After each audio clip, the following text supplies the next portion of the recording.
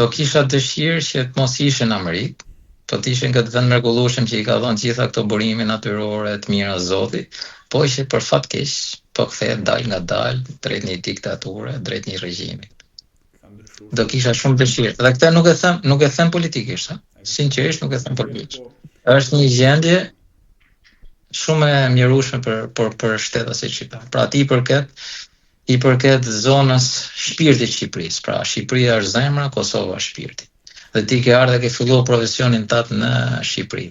Dhe shohësh që vetëm serbi i bëri vëllezërit tonë shqiptar, kosovar që të vinë në Shqipëri dhe të ikin, ndërkohë të ikin shqiptarët nga Shqipëria për shkak të këtyre kushteve dhe kësaj mënyre qeverisje me të thënë drejtën.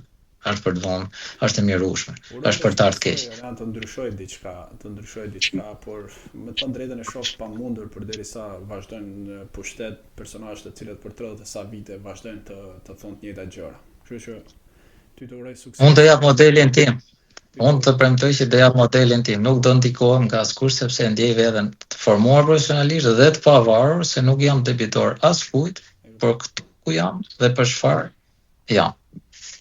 Unë në fakt nuk bëra pyetje shumë politike në lidhje me qëndrimet e Zotit Rama, në lidhje me përfshirjen e Zotit Rama me investitorë strategjik, ku e diun se çfarë, përfshirjen e Zotit Rama ku Partia Socialiste në zgjedhjet, përfshirje me grupe kriminale, por në qoftë se do mund të thuash diçka në lidhje me ato se çfarë është diskutuar në gjithë kësaj kohe, duke qenë se ajo çfarë thatë që fatkeqësisht tani po të jap një parantezë publikisht, meqense se është podcast edhe do e gjejnë shumë njerëz. Brenda 2 vitesh, vetëm me hapjen e sistemit Matrix, jam i sigurt që do ketë aq shumë punë prokuria e posaçme, po dhe opinioni publik do dëgjoj histori nga më të çuditshme të përfshirjes së elementit me pushtet ekzekutiv në afera apo në probleme caktuara. E kam paragjykim pozitiv nga njohuritë që kam dhe informacionet të cilat nuk mund të them që janë të vërtetuara. Dhe kjo gjëja le të përkas institucionet ligjzbatuese, të cilat urojnë të ngrihen në nivelin që u takon kushtetues dhe ligjor, edhe të mos hezitojnë që të ndëshkojnë ligjërisht çdo që është përfshirë në afera korruptive etj.